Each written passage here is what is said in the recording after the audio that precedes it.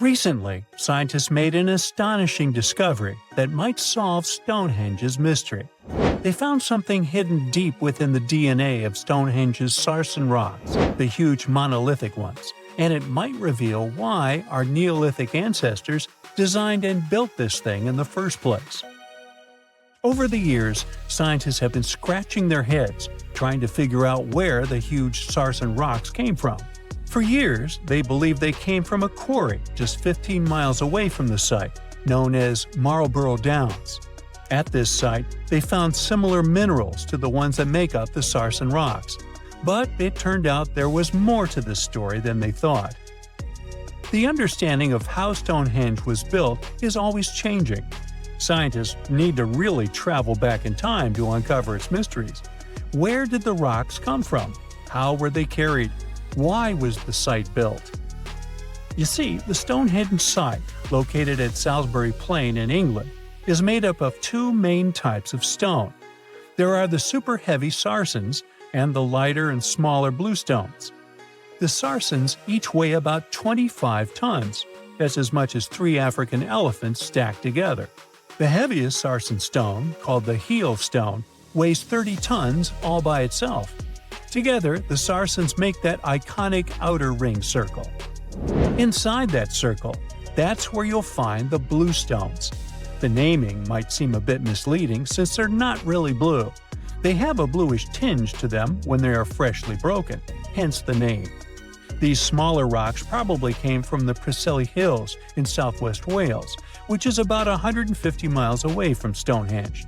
They're a bit lighter than the sarsens, but still pretty heavy.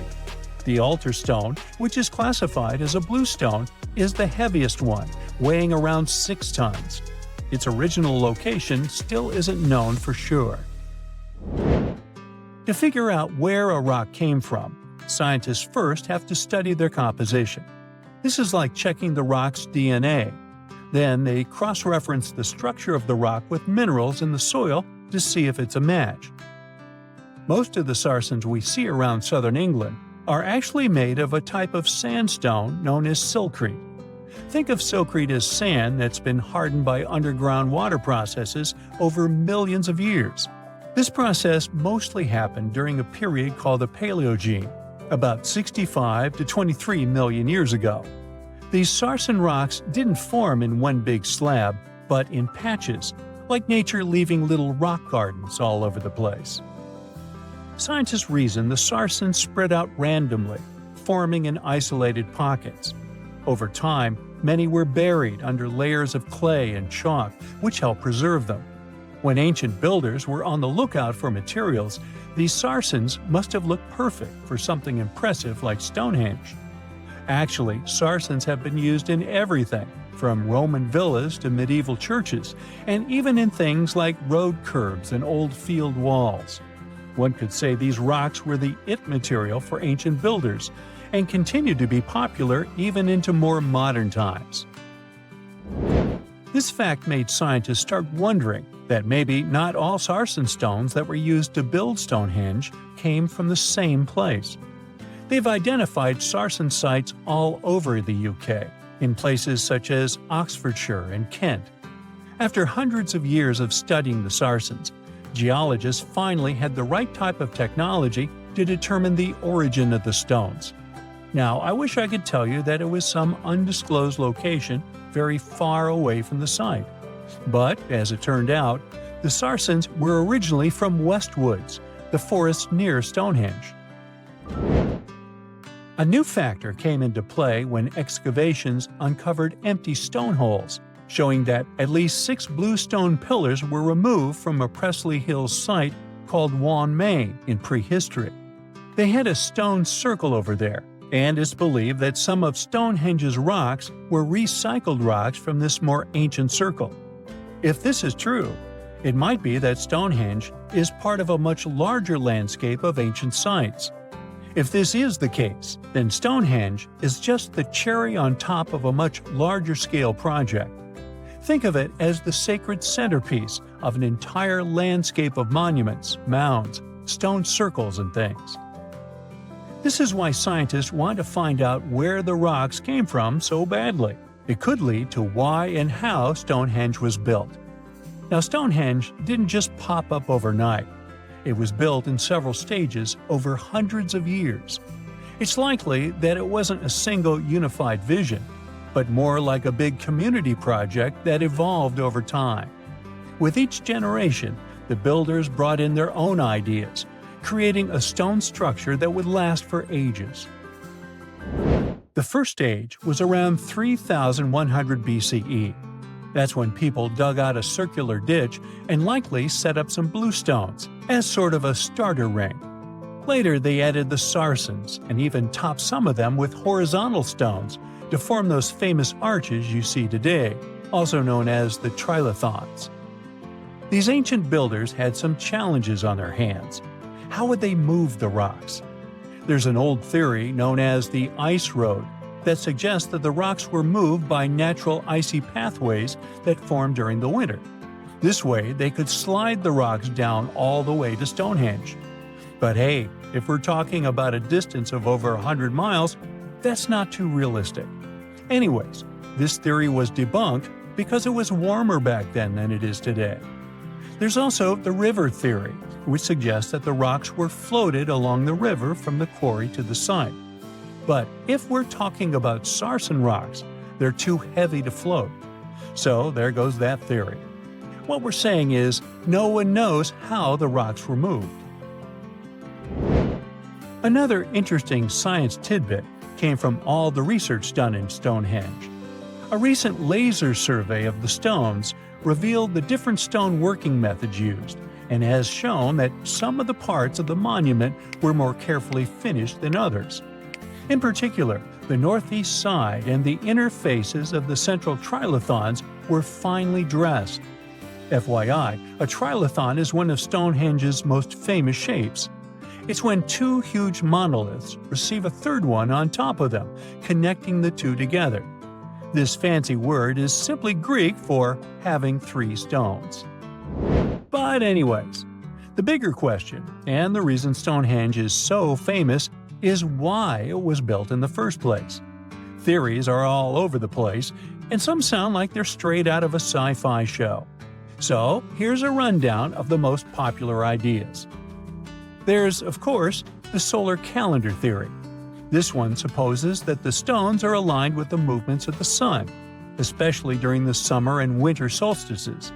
During the summer solstice, the sun rises to the left of the heel stone, that's the lone stone outside the main circle, lighting up the entire monument. Some say it's the ancient version of a calendar, marking the year's longest and shortest days. Some archaeologists think Stonehenge might have been an ancient healing center. Pieces of bluestone have been found chipped away, possibly by people who believed they had healing powers. The theory goes that people traveled from all over to come to Stonehenge in hopes of a cure for whatever was ailing them. There's also some speculation that Stonehenge was the place to be. Think of it as an ancient gathering spot. Some evidence suggests that communities from distant areas traveled to Stonehenge for gatherings, feasts, and ceremonies. Studies of bones found near the site show they came from all over Britain, making it a sort of prehistoric meetup location. Stonehenge wasn't a witchy monument to travel through time. It was actually constructed as a hope to build a different future.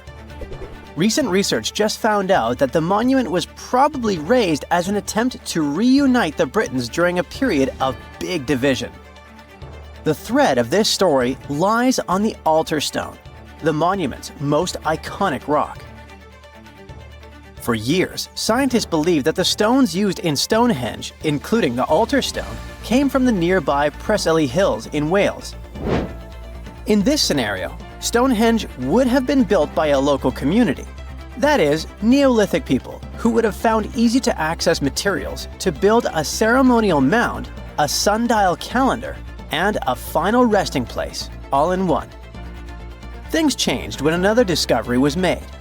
In 2018, leading-edge research pointed that the altar stone actually came from the River Tay region in northeastern Scotland, which is located over 400 miles away from Stonehenge. Scientists found similar rocks as such in Scottish monuments.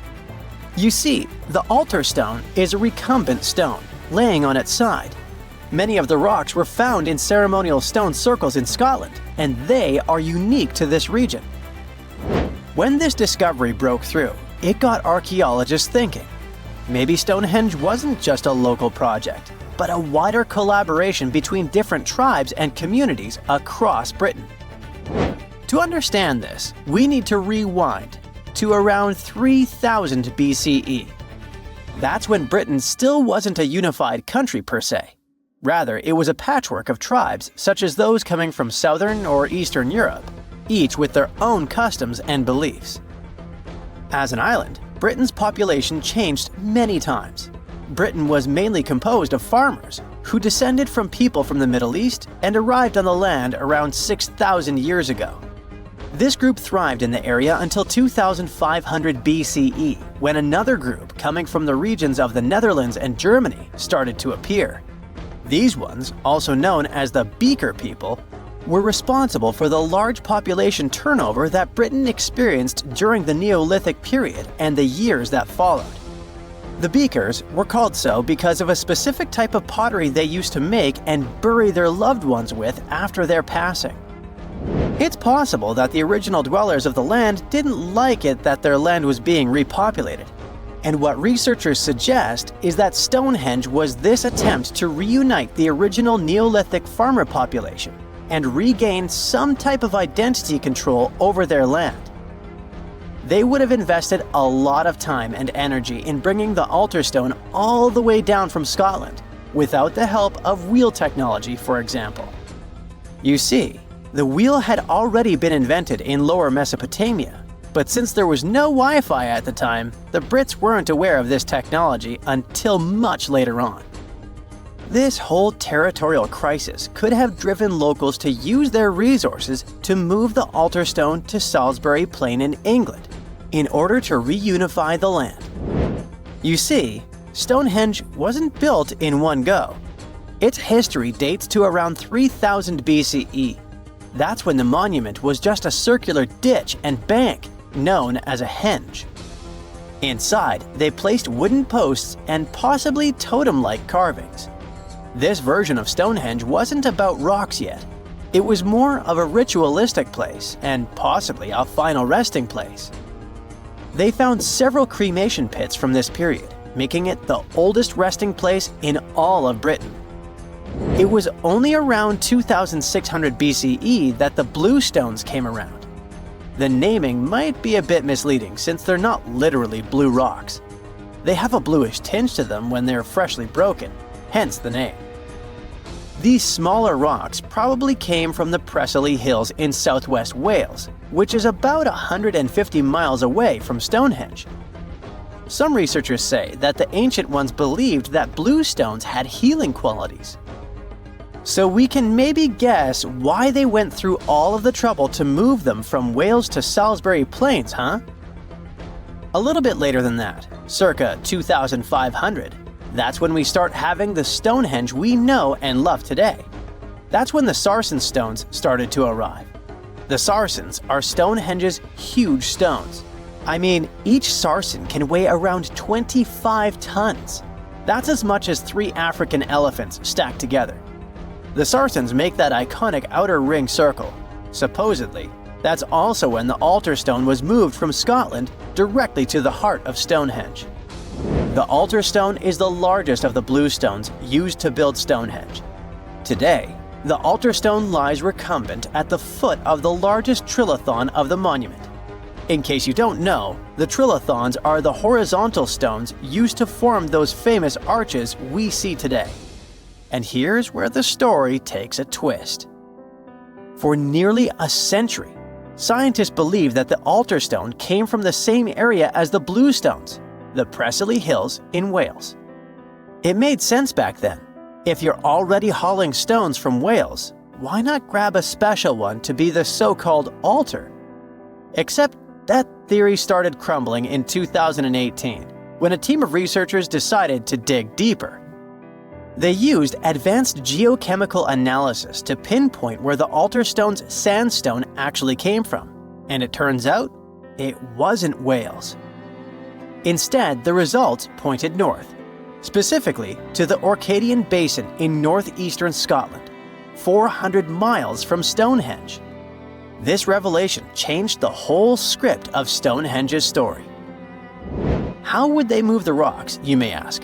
Well, there's an old theory known as the ice road that suggests that the rocks were moved by natural icy pathways that formed during the winter.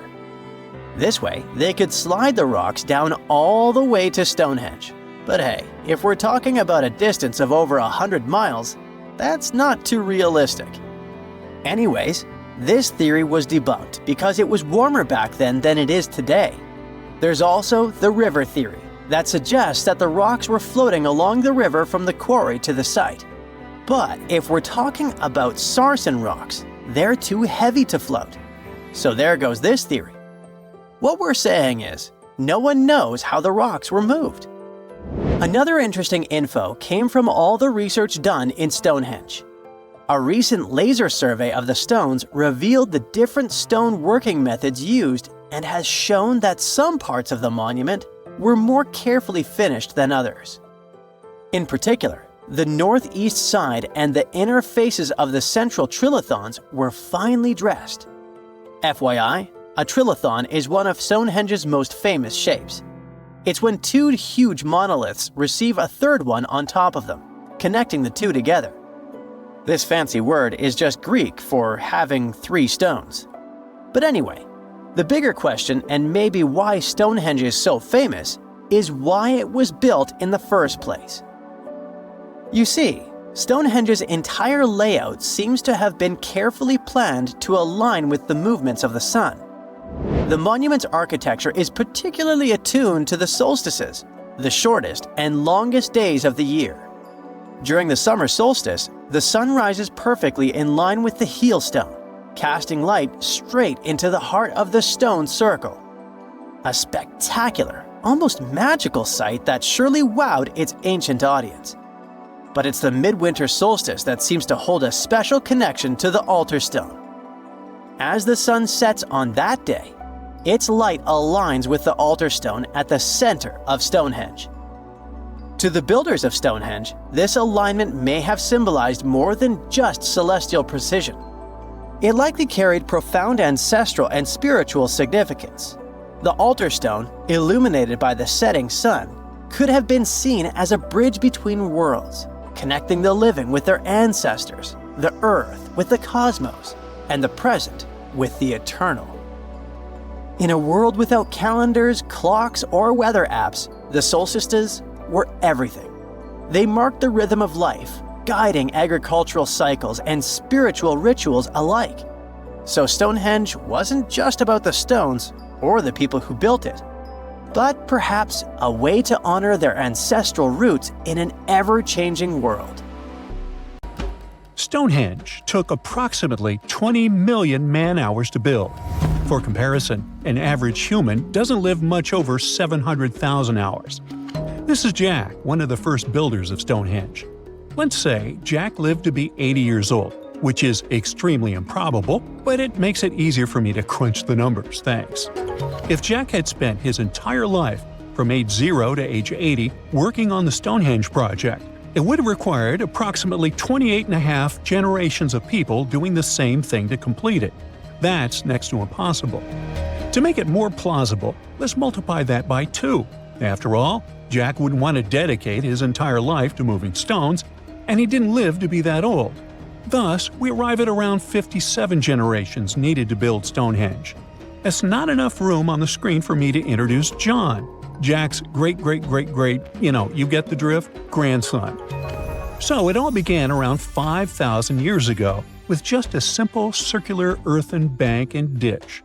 Fast forward to around 26,000 BCE, and the builders replaced that initial structure with a complex arrangement of wooden posts and brought in around 80 dolerite bloom stones from Wales, which were rearranged at least 3 times.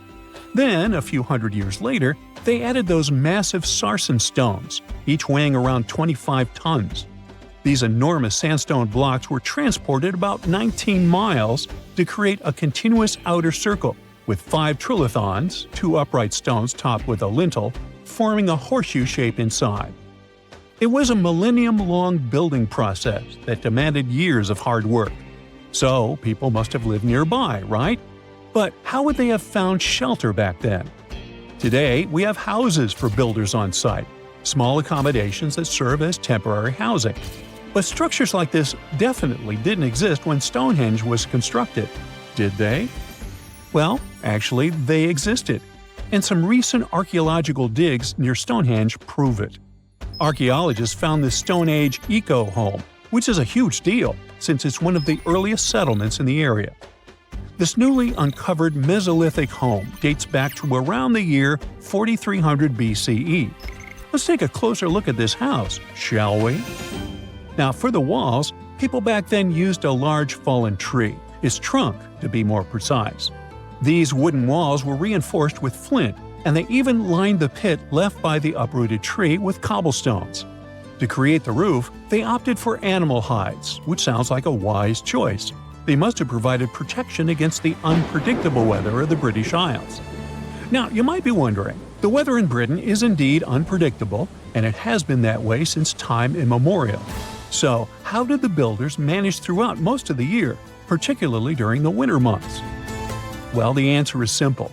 There was a hearth on site, which isn't surprising, but the system they employed was quite ingenious. A hearth inside the house would have posed too great a risk, yet bringing hot stones into the dwelling was perfectly safe. While they were hot, they couldn't ignite the building. So they used these stones from the hearth as a heat storage system to keep warm at night. And as a final touch, they even incorporated various stones for decoration. They didn't exactly get a Pinterest house, but it added a touch of elegance for sure. And if you think this discovery is merely about the houses, think again. It significantly changes our understanding of how people lived during that time. This discovery places them in an important prehistoric setting right at the start of the Neolithic area, sparking some interesting questions about whether these early folks could be related to the people who built Stonehenge. But there's a big worry. Experts are concerned that this significant find, along with other buried archaeological sites, could be at risk if the authorities go ahead with plans to build a tunnel to reroute the A303 away from the World Heritage Site. Sure thing the house the scientists found wasn't in perfect shape, and it lacked some crucial elements people use for living. Some of them decayed over time, while others were simply absent. So the scientists took 20 tons of chalk, 5,000 hazel rods, and 3 tons of straw, and used all this to recreate the 4,500-year-old design houses. These new buildings are located close to Stonehenge, which is incredible since in this area, planning permission for even a new cowshed is problematic. So, what are these houses like? Well, first off, there are 4 of them, and they're oval-shaped. They're built on the foundation of real houses that stood there about 4,500 years ago, just around the time the Stonehenge Eco House was going up. The houses aren't very big, they're single-room structures. When it comes to dimensions, it was straightforward to estimate since we could gauge the size of the roof and the height of the walls based on the foundations. Each side measures about 16 feet. However, the roof structure remains a bit of a mystery. There were a few differing thatching techniques back then, so pinpointing the exact method used for these dwellings is kind of a guessing game. For now, we think it involves knotted or tied straw carefully secured onto a hazel-woven frame. When fires are lit, the smoke from the hearth wafts up through the thatched roof. Now, remember those 20 tons of chalk? That was needed for the floors and walls. The white chalk walls and floors reflect sunlight and capture heat from the fire. But here's the kicker. The builders encountered a challenge because the ground was so waterlogged that some of the chalk floors took weeks to dry out. By the time they should have been bone dry, they were still as sticky as chewing gum. Now, it's safe to say people 4,500 years ago faced similar struggles, and we can really appreciate what they went through while building their homes. The final layer of daub was applied using rags, giving a smooth, almost shiny finish that looks surprisingly classy. The interiors are furnished with wooden and wicker beds and shelves, along with clay pots and jars, all centered around a cozy hearth. The spaces feel surprisingly roomy, and are filled with light that streams in through the thatched roof, bouncing off those white walls. Plus, the woven furniture adds a nice touch of authenticity to the vibe. The fires have been lit, and the first meal, bread crafted from flour ground on a stone mill next to the hearth, has been prepared. Those who tried the bread were pleasantly surprised by its flavor, finding it quite tasty. Now, here comes the bummer. Those who recreated the houses did cheat a little. While the materials used were authentic, the tools weren't. They used cement mixers to mix the daub, wheelbarrows to transport the timber, and logs by the hearth were split with steel axes instead of stone ones. Still, the builders aren't professionals, they're volunteers. So I think a bit of cheating is totally cool in this case. There are other volunteers on site who are more than happy to chat about the daily activities of the Stonehenge builders, from grinding grain with a quern to making rope from rushes. But these houses and the Eco House aren't the only remarkable things in the Stonehenge area. Some years ago, archaeologists uncovered a burial site close to Stonehenge that predates the monument itself. This Neolithic long barrow, dating back approximately 56 to 5,700 years, likely contains the remains of some of Britain's earliest inhabitants. The burial site was identified through aerial images that revealed its distinct shape beneath the crops. Salisbury Plain is rich with ancient sites, including Stonehenge, various mounds, and monuments. The area has remained undisturbed over the centuries, which is likely why so many ancient structures are still intact. This discovery also shows a significant shift in human lifestyle during that era, marking a transition from a nomadic existence to settled farming and animal husbandry, much like the Eco House itself. The long barrow in question measures about 85 feet long and 65 feet wide, though much of its above-ground structure has been lost to farming over the years. If this site is like others in the vicinity, it contains the remains of 30 to 50 individuals, along with cow skulls, which were significant to those early communities. There's something absolutely massive and deeply unsettling hiding right next to Stonehenge. More than a dozen giant pits carved into the ground. They're all spaced with eerie precision and form a perfect circle, more than a mile wide. For years, nobody could explain them. They were too big to be animal traps, too organized to be natural sinkholes, and way too deliberate to be random. And the biggest question was, who had the power, knowledge, and reason to reshape the land on this scale 4,000 years ago? So these pits surround a place called Durrington Walls, a huge Neolithic settlement just a short walk from Stonehenge. Archaeologists now say humans dug them around 2500 BCE, during the late Neolithic period, when people supposedly lived simple farming lives without metal tools, written language, or modern math. Each pit stretches about 30 feet across and plunges roughly 15 feet down, and together they form an almost flawless ring. To prove the pits weren't natural, scientists went full detective mode. They drilled soil cores and tested the dirt itself, including microscopic traces of ancient DNA and something called luminescence dating, which tells you when the soil last saw sunlight. Every test pointed to the same answer. Humans made these pits on purpose. Here's where it gets wild. The pits weren't dug randomly as people moved along. They were laid out as a single unified project. That means Neolithic builders had to visualize a massive circle, measure distances across open land, and coordinate teams over a huge area without any GPS, drones, or even aerial maps. All they had were people, ropes, wooden tools, and shared knowledge. So why would they invest so much effort and do this?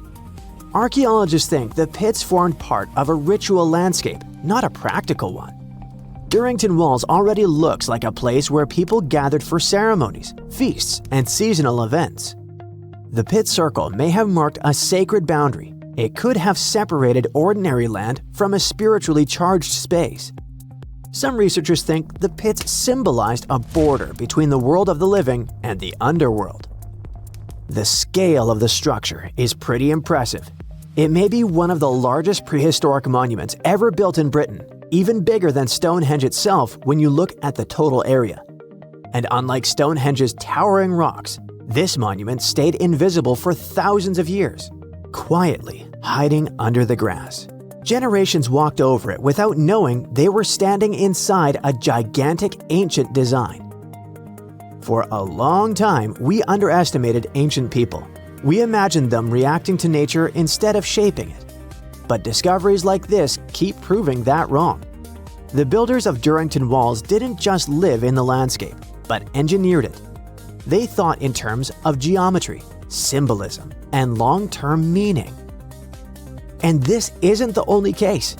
All over the world, thanks to new technology, scientists keep finding proof that ancient humans worked on massive scales with shocking precision. In the Amazon rainforest, researchers found traces of 2,500-year-old cities hiding beneath the jungle canopy.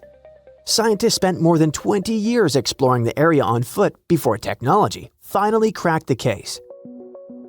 The LiDAR technology, which is like X-ray vision that surveys a landscape using lasers to digitally peel away the jungle, scanned a massive area of over 100 square miles. It helped to spot more than 6,000 rectangular earthen platforms, which are likely used as homes or public buildings. They also found agricultural terraces, drainage systems, and carefully shaped farmland. This wasn't a random settlement. It was well planned.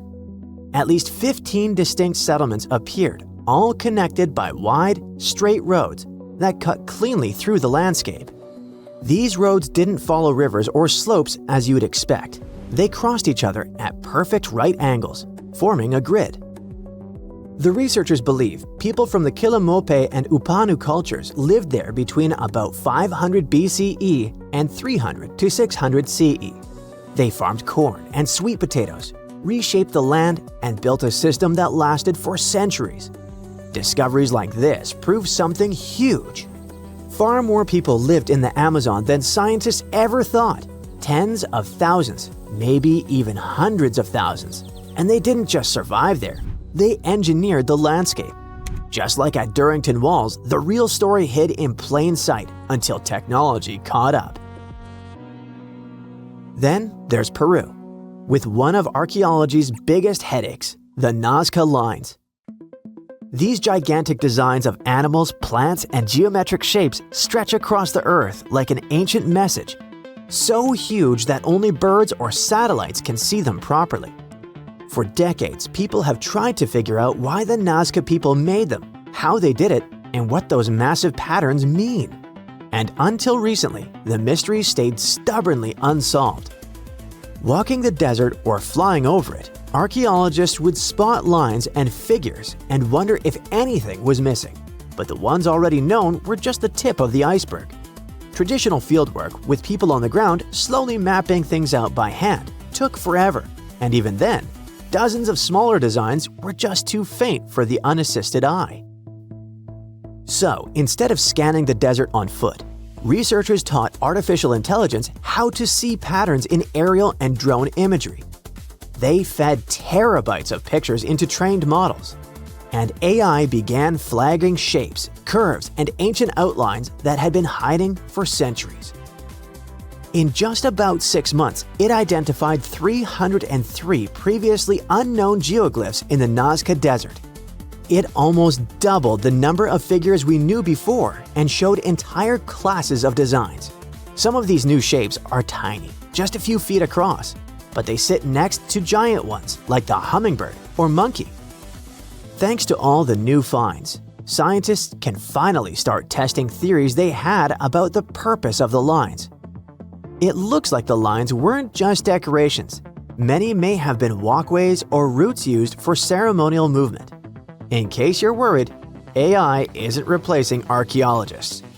They still check every promising lead on the ground and interpret everything the machines find. Back in Britain, the pit circle also connects to an even older structure, an early Neolithic site called Robin Hood's Ball. Because it stood so far from the famous stones, it felt like a side character. But it turns out Robin Hood's Ball is from around 3600 BCE, which makes it about 500 years older than Stonehenge itself. It's what archaeologists call a causewayed enclosure, which sounds fancy but really means a big circular earthwork made of ditches and banks. Instead of one clean trench, the ditches are broken into short segments with little gaps in between. And instead of keeping people out, it probably brought them together. Archaeologists think these enclosures worked as gathering places, spots for meetings, feasts, rituals, and social bonding among the first farming communities. Then came the twist no one expected. While preparing land at Lark Hill, a hillside northeast of Stonehenge, for new military housing, archaeologists found signs of another causewayed enclosure. This discovery flipped the map upside down. The landscape wasn't growing outward from Stonehenge, it was already alive long before the stones ever went up.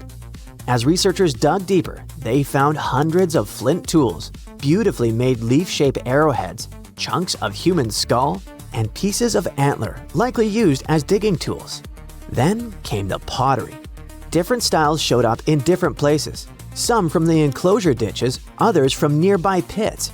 That matters because pottery styles often act like cultural fingerprints. The mix suggests something big. Different groups of people were visiting the same place and brought their own traditions, tools, and objects with them. All of this changes how we see Stonehenge. The stones didn't appear out of nowhere. They rose in a landscape already loaded with meaning, memory, and movement. Every new discovery like the ones near Stonehenge, in the Amazon jungle and Peru, forces archaeologists to rewrite textbooks and the whole world to rethink the idea of progress. It turns out that ancient people made up for the absence of steel and electricity with observation, creativity, and shared meaning.